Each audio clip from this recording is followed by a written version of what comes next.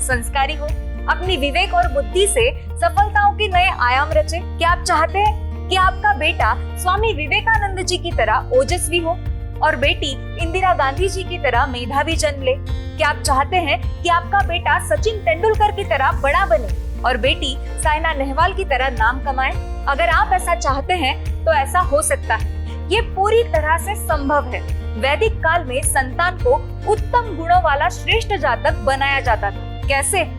यही बताने के लिए हमारे बीच मौजूद है गर्भ संस्कार की विशेषज्ञ डॉक्टर सोनल जैन जायसवाल। डॉक्टर सोनल जैन जायसवाल, आप स्पिरिचुअल एंड वेलनेस कोच के रूप में काम कर रही हैं। आप spiritual intelligence, panchakoshas, chakras, karmas, mind power, kundalini जागरण, मृत्यु के बाद का जीवन सहित विभिन्न विषयों पर बातचीत, लेखन, ब्लॉग, परामर्श और ध्यान सत्र के माध्यम से लाखों लोगों के जीवन को छू रही हैं। गर्भाधान, गर्भ संस्कार, दिव्य मां, गर्भधारण, गर्भावस्था और डिलीवरी के बाद देखभाल के लिए सैकड़ों भावी माताओं और नई माताओं को परामर्श देती है। आपके लेख विदेश के प्रतिष्ठित अखबारों और पत्रिकाओं में प्रकाशित होते हैं। बच्चों के संपूर्ण विकास के लिए डॉक्टर सोनल ने इंटेलिजेंस मॉडल बनाया है, जो ड्रीम बेबी की अभिव्यक्ति के लिए एक संरचित चरण दर चरण दृष्टिकोण है। सोनल जी, आपका बहुत बहुत स्वागत है गर्भ संस्कार के शो में। Thank you. दोस्तों, अगर आप भी गर्भ संस्कार के बारे में सोनल जी से कुछ जानना चाहते हैं तो आप भी हमें कांटेक्ट कर सकते हैं। सोनल जी, मैं आपसे पूछना चाहूंगी कि गर्भ संस्कार आखिर होता क्या है? गर्भ संस्कार एक बहुत प्राचीन ज्ञान है जी, जिसे हम एक बहुत सिंपल तरीके से समझते हैं। एक किसान है, उसे अपनी डिजायर्ड प्रोड्यूस को ग्रो करना है, जो मन चाहे फल को उगाना है, तो वो क्या करेगा? कोई भी बीज लेगा और लेके किसी भी खेत में डाल देगा और भूल जाएगा? नहीं। अगर वो ऐसा करेगा तो क्या होगा? खरपतवार उग जाएंगे, वो जो फल चाहता है वो तो कभी भी नहीं मिलेगा और उसकी जगह जंगली पेड़ पौधे उग जाएंगे। बिल्कुल। तो किसान कभी ऐसा नहीं करता। किसान क्या करता है? वो राइट सीजन का वेट करता है। वो राइट सॉइल, जो उपजाऊ मिट्टी जिसमें जो फल वो चाहता है वो उग सके, उस मिट्टी को चेक करता है। बेस्ट क्वालिटी, सर्वश्रेष्ठ बीज को ढूंढता है, उसे डालता है। राइट वाटर, पानी सही मात्रा में देता है, सही प्रकार से सनलाइट देता है, सही न्यूट्रिशन देता है और सबसे इंपॉर्टेंट बहुत सारा प्यार देता है अपनी फसलों को। और जब वो ऐसा करता है तो क्या होता है? जैसा वो चाहता है उससे कई गुना ज्यादा मीठा और स्वादिष्ट फल उसे प्राप्त होते हैं। जी, बिल्कुल। तो जब एक किसान अपने फल को प्राप्त करने के लिए इतनी मेहनत करता है तो एक माँ क्यों नहीं? तो गर्भ संस्कार जो ज्ञान है वो इसी फोकस का ज्ञान है। गर्भ संस्कार और कुछ नहीं है। गर्भ यानी हमारे वूम में, हमारे गर्भ में, और संस्कार यानी वैल्यूज। वो वैल्यूज जो माँ अपने गर्भ में अपने बच्चे को देती है। और वो कैसे देती है? फोकस द्वारा, ध्यान द्वारा, बिल्कुल एकाग्रचित होकर। जब वो अपने आहार, विचार, व्यवहार सब पर नियंत्रण रखती है, उसे मालूम है मेरे बच्चे को जिस तरह का वैल्यूज देना है उस तरह का वो पूरा एक एनवायरनमेंट क्रिएट करती है, तो वही गर्भ संस्कार है। सो गर्भ संस्कार एक बच्चे का होलिस्टिक डेवलपमेंट करता है। Physical wellbeing, mental wellbeing, emotional wellbeing और स्पिरिचुअल वेलबींग। एक होलिस्टिक डेवलपमेंट माँ के गर्भ में एक बच्चे का होता है और इसी को गर्भ संस्कार कहते हैं। माँ के गर्भ में बच्चे का समग्र विकास ही गर्भ संस्कार है। जी मैम, आजकल के जमाने में ये गर्भ संस्कार इतना जरूरी क्यों माना जाता है? आप इसे इतना इम्पोर्टेंट क्यों देती हैं? गर्भ संस्कार से क्या होता है? गर्भ संस्कार से जैसा शिशु आप चाहती हैं, जैसा बच्चा चाहती हैं, आप उसे प्राप्त कर सकती हैं। बिल्कुल। तो क्या आप जैसा चाहती हैं वैसा प्राप्त नहीं करना चाहेंगी? बिल्कुल चाहूंगी, क्योंकि बच्चा तो हमारे लिए सबसे प्रिय है। तो ये आज के जमाने की बात नहीं, हमेशा की बात है। सदियों से गर्भ संस्कार का महत्व रहा है, चाहे वो हमारे ऋषि मुनि हो, चाहे हमारे जितने भी राजा हुए हैं, जितने भी योद्धा हुए हैं, सबने गर्भ संस्कार का पालन करके बहुत ही तेजस्वी, ओजस्वी, शक्तिशाली वंशज का निर्माण किया जी अपने घराने में। जी तो ये जो इम्पोर्टेंस है ये पहले भी उतनी थी, आज भी उतनी है और कल भी उतनी रहेगी। प्रॉब्लम क्या हो गई है कि इसका जो ज्ञान है वो थोड़ा लुप्त हो गया जी। लोगों को समझ नहीं आया कि ये करे तो कैसे करे, हाउ इज इट पॉसिबल।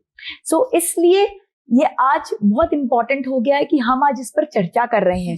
पहले इस पर चर्चा करने की आवश्यकता नहीं थी, बट आज ये चर्चा का विषय हो गया है क्योंकि ज्ञान लुप्त हो गया है जी। और आज जो सिचुएशन है उस सिचुएशन में गर्भ संस्कार की महत्ता और बढ़ गई है क्योंकि आज हमारी जो फर्टिलिटी है वो एक क्वेश्चन पर आ गई है।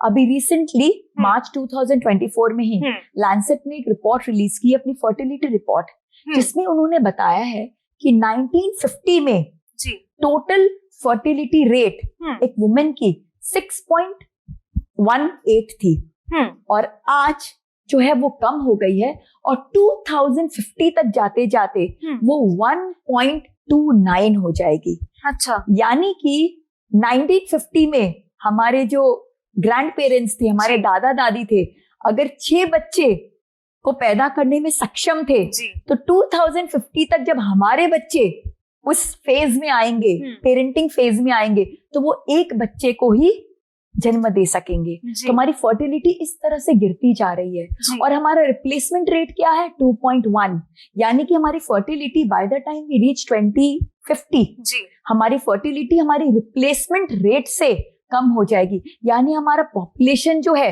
वो डिक्रीजिंग होता जाएगा, यानी कि ये हमारे मानवता के लिए बहुत बड़ा क्वेश्चन मार्क हो रहा है क्योंकि हमारी पॉपुलेशन कम होती जा रही है। So it is very important कि हम इस साइंस को, जो प्राचीन ज्ञान है जिसे आज के विज्ञान ने भी अपनी पुष्टता दे दी है, उसको हम फॉलो करें ताकि हमारी जो मानवता है वो बराबर रहे। प्लस पहले जब 6 बच्चे होते थे, अब 1 बच्चे होंगे, तो यानी कि जो बच्चा होगा अगर 1 होगा तो उसे हमें और होलिस्टिक बनाना होगा और परिपूर्ण बनाना होगा और शक्तिशाली और तेजस्वी बनाना होगा। इसलिए गर्भ संस्कार को हमें और बेटर तरीके से इम्प्लीमेंट करने की आवश्यकता है अगर हम चाहते हैं कि हमारा जो भावी पीढ़ी है, हमारा जो भविष्य है वो बहुत पावरफुल हो। और आज के इस ग्रोइंग कॉन्टेक्स्ट ऑफ एआई, जहां आर्टिफिशियल इंटेलिजेंस इंपॉर्टेंट होता जा रहा है और वहीं हम पा रहे हैं कि इस तरह की रिपोर्ट्स आ रही हैं कि हमारी फर्टिलिटी कम हो रही है और हमारा पॉपुलेशन धीरे धीरे कम होता जाएगा। तो इस कॉन्टेक्स्ट में कहीं ऐसा ना हो कि अगर हमने ध्यान नहीं दिया एक समग्र भविष्य को बनाने में तो मशीन कहीं हमें ओवरटेक ना कर ले। तो ये एक मानवता के लिए एक बहुत इंपॉर्टेंट बात है, ये हमारे लिए बहुत इंपॉर्टेंट बात है। और हम जो वुमेन है, महिलाएं हैं, हमें भगवान ने एक सबसे स्पेशल हमें क्वालिटी दी है, वो है सृजन शक्ति। जो सृजन शक्ति एक महिला में है वो किसी में भी नहीं है। और जब भगवान ने हमें चुना है सृजन करने के लिए, भविष्य का निर्माण करने के लिए, तब हमें अपनी जिम्मेदारी का निर्वाह बेहतर से बेहतर तरीके से करना चाहिए। बच्चे तो पैदा करना ही है, बट जस्ट ऐसे ही बच्चे पैदा कर ले जो खरपतवार की तरह हो, कि हम ऐसे बच्चे पैदा करें जो हमारे भविष्य को निखारे, उसका निर्माण करे। वो जो बच्चा सिर्फ उस माँ का ना हो, सिर्फ उस परिवार का ना हो, सिर्फ समाज का ना हो, सिर्फ देश का ना हो, वो इस पूरे विश्व का हो।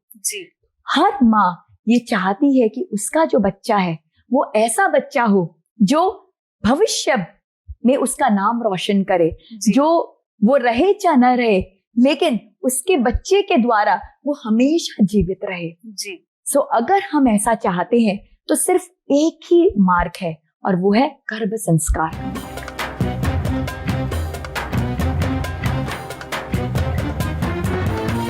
वेद शास्त्र और आयुर्वेद में 16 संस्कारों का उल्लेख है, जिसमें पहले संस्कार है गर्भधान संस्कार और दूसरा है पुंसवन संस्कार। ये 2 संस्कार ओजस्वी और मेधावी संतान प्राप्त करने के लिए बहुत महत्वपूर्ण है। ऋषि मुनियों ने कहा है कि श्रेष्ठ संतान प्राप्ति के लिए गर्भधान संस्कार का उचित समय, मानसिक स्थिति और ग्रह स्थिति आवश्यक है, और पुंसवन संस्कार जिसमें बच्चे का मस्तिष्क विकसित होता है, उस समय किस तरह का वातावरण, शिक्षा, आचार और विचार गर्भवती महिला को दिए जाए जिससे होने वाली संतान श्रेष्ठ गुणों से परिपूर्ण हो। गर्भधान संस्कार और पुंसवन संस्कार यह निर्धारण करते हैं कि संतान के गुण क्या होंगे। मैम, आपने अभी कहा कि आजकल जो जैसे पुराने जमाने से आज के जमाने तक फर्टिलिटी रेट बहुत ही कम होता जा रहा है, तो क्या गर्भ संस्कार के माध्यम से उस रेट पर भी, उस फर्टिलिटी पर भी हम कुछ काम कर सकते हैं? डेफिनेटली। जो फर्टिलिटी है वो क्यों कम हो रही है?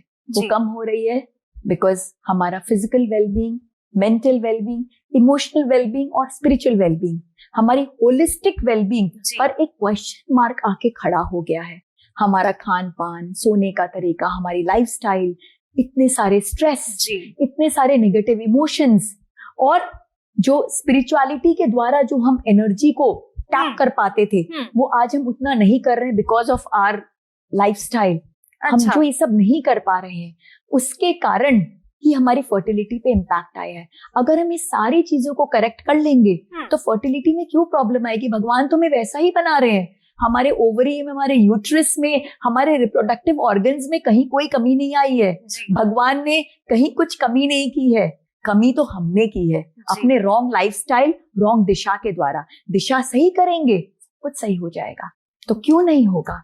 गलती हमने की है तो सुधार भी हमें ही लाना पड़ेगा। मैम, गर्भ संस्कार के और क्या क्या फायदे हो सकते हैं? जैसा कि मैंने आपको बताया, सबसे पहला फायदा तो है कि बच्चे का समग्र विकास हो सकता है।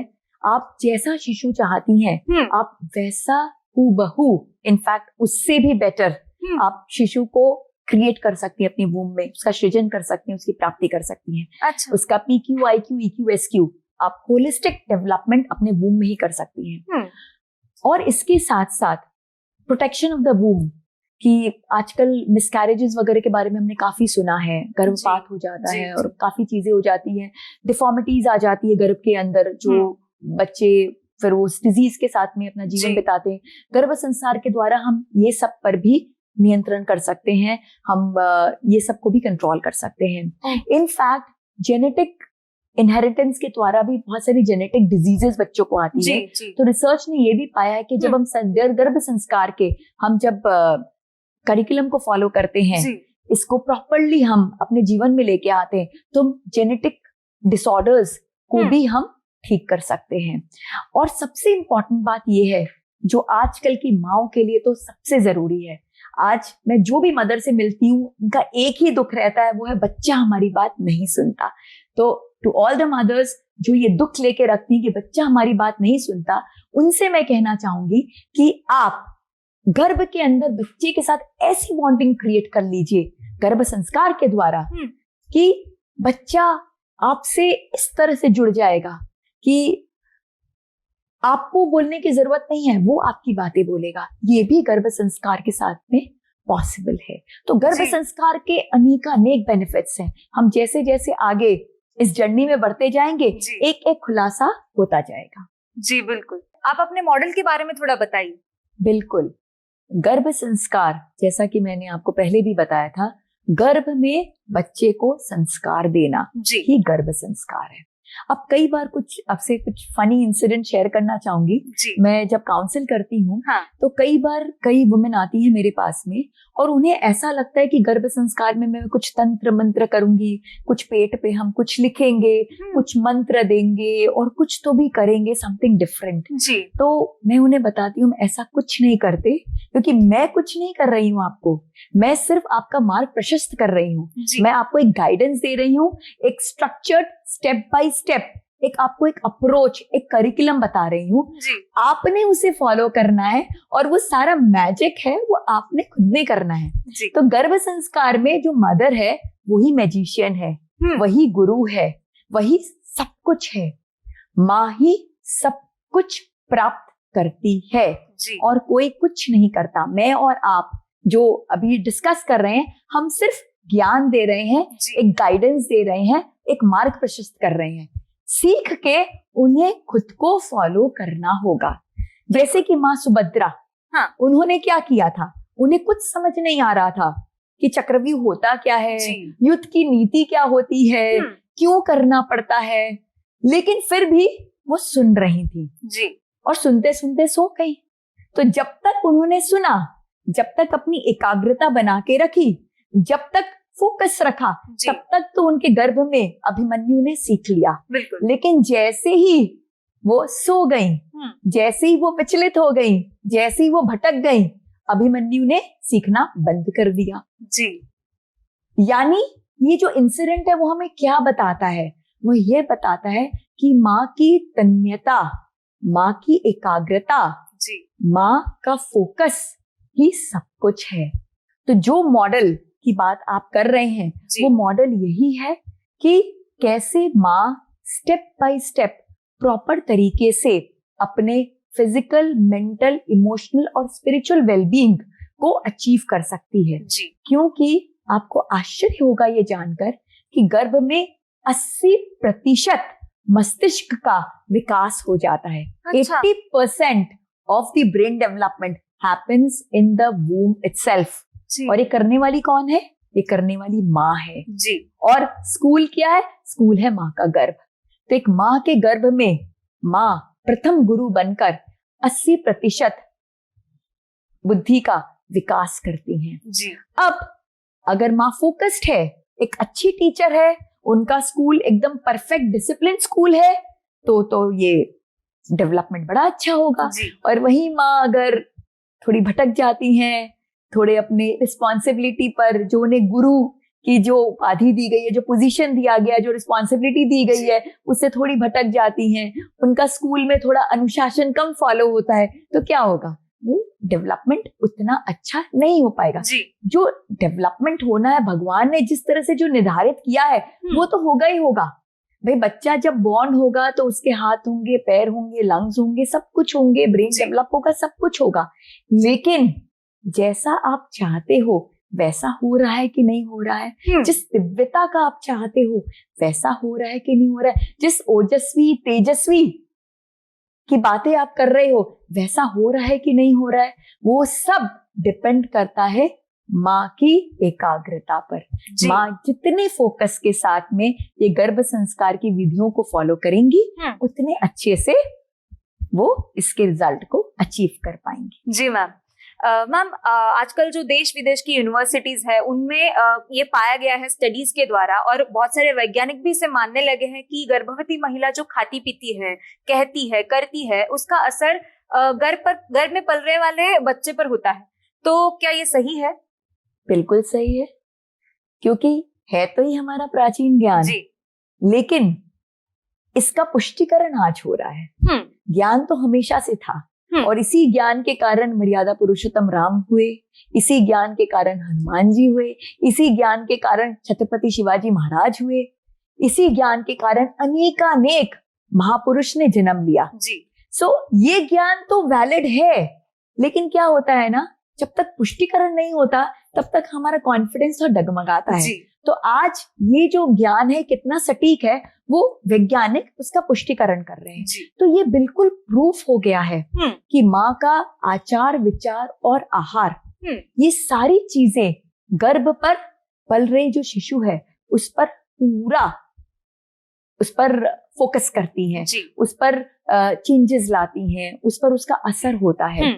क्योंकि गर्भ में क्या हो रहा है, हमारे ऑर्गन्स तो डेवलप हो ही रहे हैं, लेकिन ऑर्गन्स के साथ साथ हमारे सेंस ऑर्गन्स भी डेवलप हो रहे हैं। तो बहुत सारे रिसर्च है जिसने पाया है कि माँ जो बातें करती है बच्चा उसे सुन रहा होता है, उसे समझ रहा होता है, उससे कनेक्ट कर रहा होता है, उसे सब कुछ समझ में आ रहा है कि वो क्या फील कर रही है, वो जो बात कह रही है वो किस इमोशन के साथ कह रही है, जो फील कर रही है वो क्यों फील कर रही है। सो बच्चे में ये पूरा डेवलपमेंट हो रहा है। माँ जो खाती है वो बच्चा अपने एम्बायोटिक फ्लूइड के द्वारा उसको टेस्ट कर रहा होता है, बिकॉज साइंटिस्ट ने ये फ्लूइड को की टेस्टिंग करके ये पाया है कि उसमें हमारे जितने भी ये सब स्पाइसेस हैं, जी चाहे वो सौंफ है, जीरा है, लहसुन है, ये सारे स्पाइसेस की सुगंध उसमें पाई गई है और बच्चा उसे लिक करता है। जी और यहाँ तक कि रिसर्च में ये भी पाया गया है कि जो माँ जिस चीजों को खाती है, जी। बच्चे का गर्भ में ही उसका टेस्ट डेवलप होना शुरू हो जाता है। तो अच्छा, अगर आप बच्चे का टेस्ट समग्र रूप में डेवलप करना चाहती जी। हैं तो आपको उसी प्रकार का आहार लेना चाहिए। बिल्कुल। इनफैक्ट सिर्फ टेस्ट की बात नहीं है, स्मेल, बच्चे का जो स्मेल का जो सेंस है वो भी बहुत पावरफुल होता है। जी बच्चा ये जो भी माँ खा रही है वो सब चीजों को स्मेल कर पा रहा होता है। और साथ में जब टेस्टिंग हुई तो ये भी पाया कि ये सब स्पाइसेस के साथ में एक और सुगंध थी उसमें, जी और वो थी माँ की सुगंध। और यही कारण है कि बच्चा जब पैदा होता है तो वो अपनी माँ को तुरंत पहचान लेता है। जी कैसे पहचानता है? माँ की सुगंध से, क्योंकि वो सुगंध के साथ कनेक्टेड है। बिल्कुल। इनफैक्ट रिसर्च ने तो ये भी पाया है कि माँ के जब बेयर चेस्ट पे बच्चे को रखा जाता है तो वो अपने आप क्रॉल करके स्तनपान कर सकता है। जी मतलब इस लेवल की टेस्टिंग की गई है हाँ। कि जब माँ के एक स्तन को अगर वॉश कर देते हैं तो नेचुरली उसका स्मेल जो है जी वो फीका पड़ गया है। जी तो बच्चा अनवॉश्ड ब्रेस्ट से हाँ। जो स्तन का वॉश नहीं किया गया वो उससे स्तनपान करने में ज्यादा इंटरेस्टेड होता है, क्योंकि उससे उसको उसकी माँ की सुगंध आ रही जी, होती है। बिल्कुल। वो कनेक्ट कर सकता है कि ये मेरी माँ है, ये मुझे बिलोंग करती है, मुझे यहीं से ही अपने आहार की प्राप्ति होगी। जी और यहाँ तक कि सोनोग्राफीज में ये भी देखा गया है कि बच्चा जो है वो उसका सेंस ऑफ टच भी बहुत स्ट्रांगली डेवलप्ड होता है। जी वो जो अम्बिलिकल कॉर्ड है उसके साथ खेलता है, स्विंगिंग करता है, अपने लेग से जो यूट्राइन वॉल है उसको किक करता है, अपने थंब को सक करता है। जी और ये सारे जो क्रियाकलाप गर्भ में हो रहे हैं वो क्या करते हैं? वो बच्चे को तैयार करते हैं। गर्भ में बच्चा पैसिवली वेट नहीं कर रहा है कि बस चुपचाप बैठा है कि भाई एक दिन होगा जब वो निकलेगा और दुनिया में आएगा। वो पैसिवली नहीं वेट कर रहा है, वो एक्टिवली इन्वॉल्व होके अपने आप को इस दुनिया में आने के लिए तैयार कर रहा होता है। और ये सारी बातें साइंटिफिकली प्रूवन हो चुकी हैं आज। मैम, वो विधियां जो वास्तव में महिला के गर्भवती होने के बाद उसके परिवार वालों को जान लेनी चाहिए, वो क्या है? ये विधियां जो है वो बहुत ही सिंपल, इजीली इम्प्लीमेंटेबल है जी। ये कुछ बहुत अलग कुछ नहीं है, ये एक राइट डायरेक्शन है। जी। अगर मैं एक शब्द में कहना चाहूँ तो बेसिकली हमारा physical wellbeing, mental wellbeing, emotional wellbeing और स्पिरिचुअल वेलबींग, जी। इस पर अगर हम ध्यान दे देंगे प्रॉपर तरीके से तो हमारा गर्भ संस्कार का जो करिकुलम है वो कंप्लीट हो जाएगा। जी। तो फिजिकल वेलबींग क्या है? फिजिकल वेलबींग है आहार के बारे में, जी। The right diet, the right nutrition, कैसा आहार करे, किस तरह करे, कितना करें, कब करें, जी। क्यों करें, इसके बारे में सचेत होना। अबाउट डाइट, अबाउट फ्लूइड्स, जो जल पीते हैं कैसा पिए, किस तरह का पिए, जी। कितना पिए, राइट।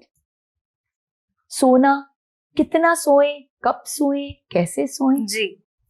व्यायाम करना, प्राणायाम करना। आजकल जो इतना एडिक्शंस आ गया है जी। उससे हम कितना परहेज रखें, कितना ना रखें, जी। राइट। प्लस आज जो एनवायरनमेंट में इतना टॉक्सिन्स आ गया है, उस टॉक्सिन्स का हम पर क्या प्रभाव पड़ रहा है, हम उससे कैसे अपना बचाव करें। जी। तो ये सब हो गया हमारा फिजिकल वेलबींग, जी। कि हम शारीरिक रूप से अपने बच्चे का कैसे हम ख्याल रखें, उसकी वेलबींग का हम कैसे ध्यान रखें। बिल्कुल, राइट। जो आज एक्चुअल में बहुत क्वेश्चनेबल हो गया है क्योंकि हमारी लाइफस्टाइल जो है वो बहुत डिफरेंट होती जा रही है।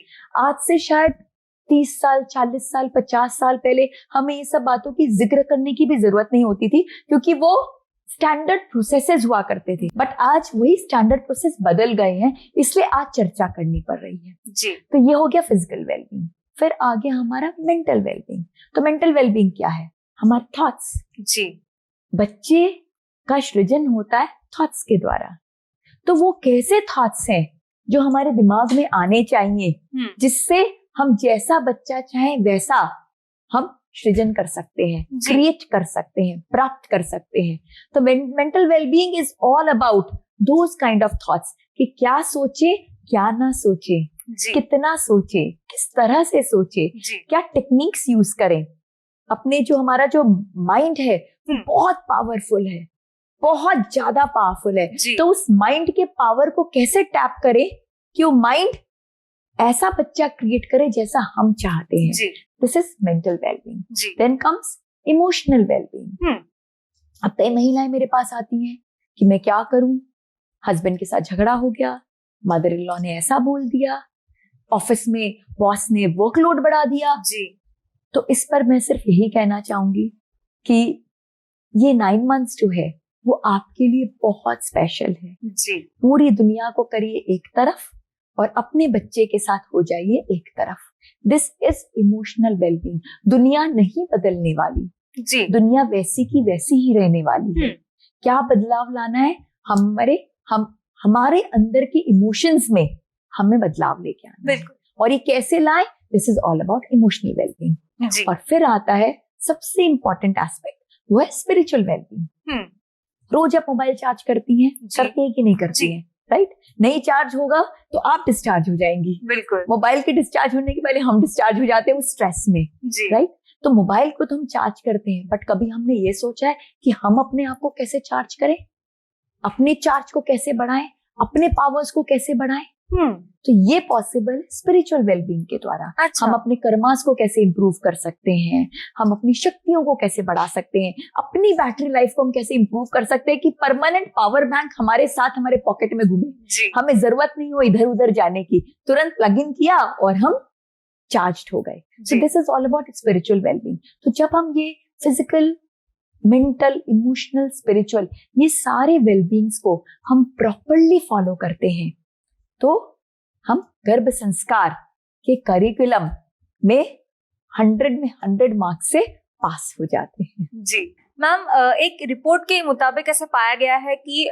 जो ऐसे बच्चे जिन पर गर्भ संस्कार हुआ है और आम बच्चे, इन दोनों में कॉम्पिटिटिव स्टडी की गई तो ऐसा पता चला कि जो गर्भ संस्कार किए गए बच्चे हैं वो जल्दी चीजें ग्रास्प करते हैं, वो जल्दी चलना सीखते हैं, वो जल्दी जल्दी सभी चीजें करना सीखते हैं। तो क्या ये सही है? अब ये क्वेश्चन में थोड़ा सा मैं एक करेक्शन लाना चाहूंगी जी कि गर्भ संस्कार हुए बच्चे क्या हुआ? गर्भ संस्कार कोई थप्पा हो गया कि गर्भ संस्कार वाले बच्चे? गर्भ संस्कार वाले बच्चे यानी वो बच्चे जिनकी माँ ने पूरा फोकस रखा है बच्चे पे, जी वो होते हैं गर्भ संस्कार वाले बच्चे। जी तो आपका जो क्वेश्चन है वो ये है कि जो मदर्स फोकस होकर अपने बच्चों पर ध्यान रखती हैं, गर्भ संस्कार के करिकुलम को फॉलो करती हैं, तो उनके बच्चे क्या फिजिकली बेटर होते हैं, इंटेलेक्चुअली बेटर होते हैं, इमोशनली वेल बैलेंस्ड होते हैं? तो यस, ऑफ कोर्स होते हैं, क्योंकि माँ अपने बच्चे में सीधा डाउनलोड करती है, कहीं कुछ फिल्टर नहीं होता। जी जैसी माँ की सोच होती है, जैसा इमोशन होता है, जैसा एक्शन होता है, हूबहू वैसा का वैसा विदाउट एनी फिल्टर्स बच्चे में डाउनलोड हो जाता है। राइट? तो जो mother perfect physical, mental, emotional wellbeing में रहेंगी जी उनके बच्चे का automatically perfect physical, mental, emotional, spiritual wellbeing रहेगा। जी उसमें कोई डाउट ही नहीं है। तो ये तो होना ही होना है। आज साइंस इसे प्रूव कर रहा है, लेकिन ये तो सदियों से हम देखते आ रहे हैं और हमारे पास अनेकानेक एग्जाम्पल्स हैं जो इसको प्रूव कर चुके हैं, जिसका स्पष्टीकरण जो है वो आज साइंस के द्वारा हो रहा है। इसलिए आज के संदर्भ में इसकी जो सार्थकता है वो बढ़ती जा रही है। जी ma'am, thank you so much. आपने बहुत ही आसान तरीके से गर्भ संस्कार क्या होता है ये हमारे दर्शकों को समझाया। मैं चाहूंगी जाते जाते आप हमारे दर्शकों को कुछ मार्गदर्शन करें। Thank you so much. गर्भ संस्कार एक प्राचीन ज्ञान है जिसका स्पष्टीकरण आज विज्ञान कर रहा है जी। और आज बहुत इंपॉर्टेंट है आज के संदर्भ में गर्भ संस्कार के सारे प्रैक्टिसेस को फॉलो करना। और ये बहुत टफ नहीं है, ये कुछ ऐसा नहीं है जो नामुमकिन है या डिफिकल्ट है या हम नहीं कर सकते। It is something very very very easy because it's connected with us. जी, मतलब ये हमारे लाइफ से जुड़ा है। भाई अच्छी सोच रखना, अच्छे भाव रखना, अच्छा खाना, कनेक्टेड रहना एनर्जीज के साथ में, this is something we have been doing for ever. It's just that कि हम थोड़े भटक गए हैं। तो इन एपिसोड्स के द्वारा हम इसे स्टेप बाय स्टेप समझेंगे, बहुत इजी तरीके से समझेंगे कि हम इसे इम्प्लीमेंट कर सके। बिकॉज वो ज्ञान का कोई फायदा नहीं जिसे खाली सुन के हमें आनंद आए बट हम उसे अपने जीवन में उतार न सके। ज्ञान तो वो ज्ञान है जिसे आप अपने जीवन में उतार सके, फॉलो कर सके, उसके रिजल्ट्स को पा सके और पाके फिर बाकी पूरी दुनिया के साथ में एक ज्योत से ज्योत जगाने का काम कर सके और लोगों को उस मार्ग में ले जा सके। तो ये एपिसोड्स के द्वारा हम इस पर स्टेप बाय स्टेप चलेंगे, ये सब चीजों को समझेंगे और हम ऐसा समझेंगे कि कल आप खुद और 10 गर्भवती महिलाओं के पास जाके उनसे ये सब शेयर करेंगी और अपनी सक्सेस स्टोरी बता के उनको भी एनकरेज करेंगी कि इस विधि को फॉलो करके इसे और इस प्राप्त किया जाए। जी, thank you so much ma'am. Thank you so much. दोस्तों, अगर आप भी गर्भ संस्कार के बारे में और जानना चाहते हैं तो आप हमसे जुड़ सकते हैं। हमारे कॉन्टैक्ट डिटेल्स नीचे दिए गए हैं। अब अपनी होस्ट और दोस्त कल्पिता को इजाजत दीजिए, फिर मुलाकात होगी गर्भ संस्कार के अगले एपिसोड में। तब तक अपना ख्याल रखिए।